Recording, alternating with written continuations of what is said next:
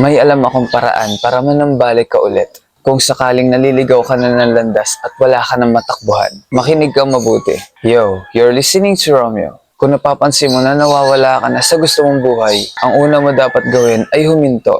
Tumigil ka saglit at isipin mo ano ba talaga ang plano mo sa buhay. Minsan kasi sobrang busy natin or distracted, nawawala tayo sa direksyon na kailangan nating tawirin. Kaya mag-reflect ka at mag-isip ng mabuti. Sunod naman, palitan mo na yung environment mo. Baka kasi masamang impluensya na ang environment mo at ang mga taong nakapaligid sa'yo.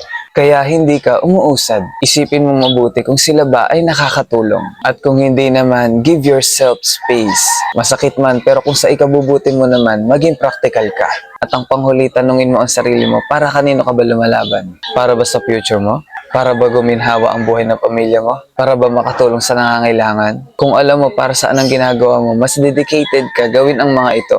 Mas mabigat na bakit, mas determinado ka. At gaganahan ka lalo kung inspired ka. Alam mo, hindi ka failure, nawawala ka lang talaga sa landas kaya feeling mo sobrang bigat. This is not the end if you have a big dream and you are willing to start again. Mag-focus ka na ulit dahil may pangarap ka pang dapat tuparin. Again, this is Romeo and see you in my next video.